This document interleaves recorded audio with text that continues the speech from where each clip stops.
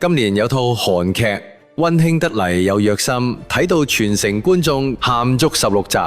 但你知唔知製作組喺入邊埋咗勁多彩蛋？真係唔講你未必知啊！今集我就會同你分享我最中意嘅彩蛋同埋隱藏細節。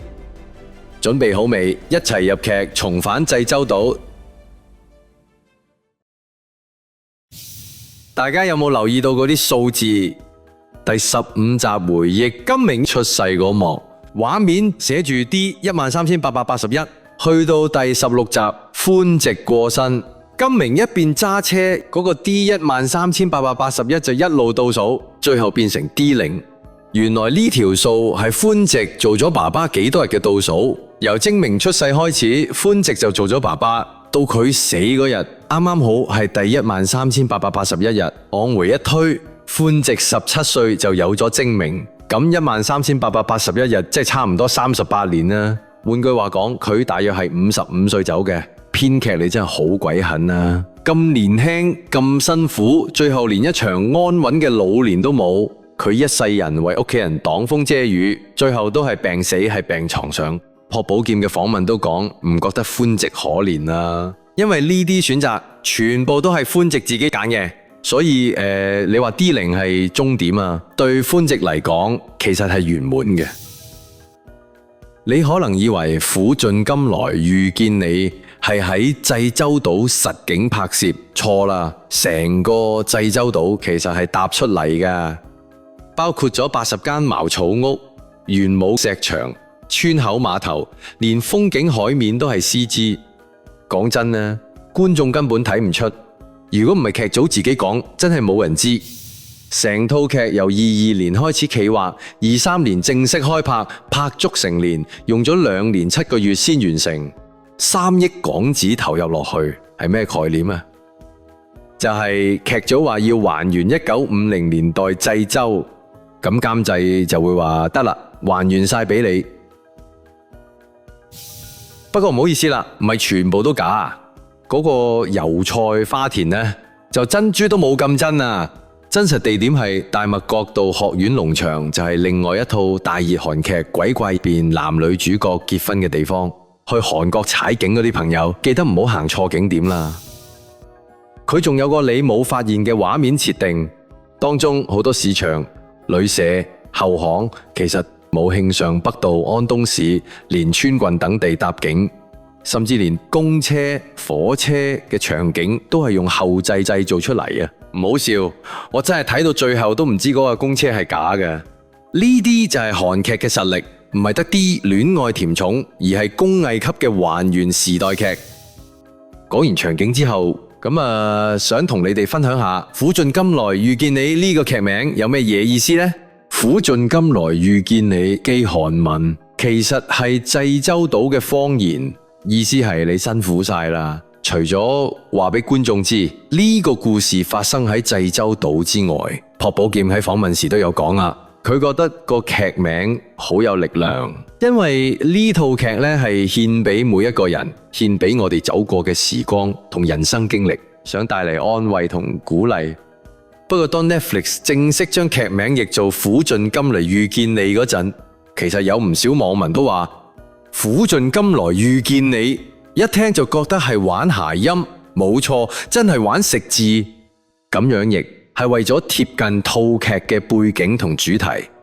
濟州島嘅特產係金骨，所以先會將呢個概念融入個劇名入邊啊。其實唔止中文名有心思嘅，英文名都好有 idea。When life gives you tangerines 係改自一句英文諺語 When life gives you lemons, make lemonade， 即係話面對苦難都要樂觀面對，苦中作樂。而劇組就將 lemons 改做 tangerines， 你係咪覺得成件事更加貼劇，又幾有心思啊？呢套劇唔止劇情好，場景靚，演員背後嘅努力真係要俾多啲掌聲。講第一個呢，就係寶劍跳海。原本劇組係安排用替身，但係寶劍話我以前係游泳隊，呢啲我上啦。寶劍就真係落海跳咗幾次。最誇張係嗰日凍到得9度，IU 話佢拍完後個人係震住上岸，嘴冇都青晒。最後一定要提兩人擁抱後對望再爆喊，你估又係劇本寫好咗啊？唔係，又係即興啊！寶劍望住 IU 啊，IU 又望翻啲，然之後兩個人一齊嗌。導演都話我冇叫佢哋咁做，但我選擇放入正式版本，因為畫面太真太動人。完全唔講你真係唔知，原來連單車都係 CG 加強推動。喺幕後花絮入邊有一格畫面，你會見到有個着住藍色緊身衣嘅 CG 人員喺後邊幫住個單車推動場面。有一幕小金敏踩單車跌落地，好驚險。但你知唔知呢？原本劇組係揾咗專業替身幫嗰位小演員完成單車跌落地嘅鏡頭啦。點知小演員一見到替身哥哥就即刻呆咗，表情又驚又尷尬。佢話如果係寶劍爸爸，我就唔驚啦。寶劍二話不說就舉手交俾我啦。結果成場戲變咗做寶劍親自喺地上翻嚟覆去，一次兩次三次，搞到塵土飛揚，就為咗令小朋友安心。而小演員最後都講咗一句成套劇最感人嘅即興對白啦：爸爸 thank you。頭幾次喺海報嗰陣可能會問啊，點解寬直要戴太陽眼鏡？但係睇到後邊幾集就即刻明晒啦。原來寬直之前講過，나는 지부샷 할 거야. 라이방도 낄 거야. 너랑 그거 타고 천지사방 다 놀러 다닐 거야. 미국도 갈 거야. 所以海報呢，先加咗副墨鏡落佢塊面噶，後面仲加埋一架飛機做背景。到後來個女買咗架吉普車，都可以話係幫爸爸圓咗個夢啦。唔知大家睇劇嘅時候啦，有啲同我一樣覺得好好奇，就係艾純佢哋屋企門口放住3條木頭。講之前呢，我要先同你哋講下關於濟州島有個三多三無。三多就係女人多、石頭多、風又多，因為男人要出海打魚，有啲甚至一去唔返，所以島上好多女人守寡。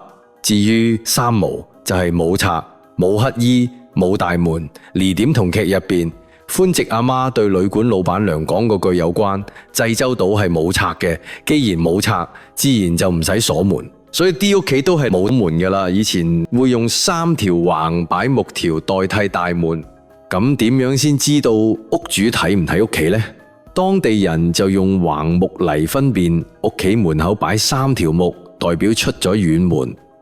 如果只係放一條斜嘅，就係夜晚會返嚟嘅；如果有2條斜放，就係好快返到屋企；3條都斜放，就代表主人而家喺屋企。所以你會見到劇入邊好多場口，3條斜木就係話俾你知個屋主喺度啊。由愛純為咗拎翻髮夾俾民宿老闆撞破開始，直到最後寬直過身之前呢，都幫愛純準備好一大堆以後都可以用嘅髮夾啊。成套劇都不停強調髮夾對愛純有幾重要啊，就好似用髮夾嚟代表愛純日日努力生活嘅證明。睇翻之前呢集數，愛純呢幾乎無時無刻呢都夾住髮夾，即使再努力堅強嘅愛純都有放低髮夾嘅時候，就係第6集同名離世同第16集寬直離開嗰一刻。畫面入邊呢，其實講緊呢愛純嘅呢個時候真係失晒生活動力。濟州島真係有啲好特別嘅傳統習俗啦。講翻第4集，有2幕都令我印象超深刻。第一樣就係打石像鼻哥生銀明。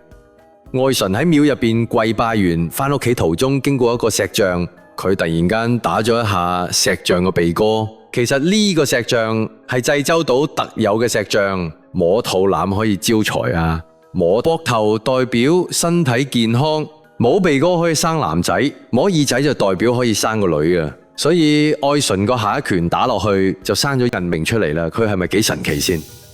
第二樣就係奶奶亂掟紅豆個幕。雖然愛純婚後有寬直愛住佢，但係都有2個麻煩人物，一個係成日嫌棄佢嘅奶奶，另一個就係成日掟紅豆落佢身上嘅婆婆。我一開始佢都覺得好奇怪，點解要日日掟紅豆啊？原來呢個習俗喺韓國其實真係有，撒紅豆係趕病魔、趕鬼魂用嘅。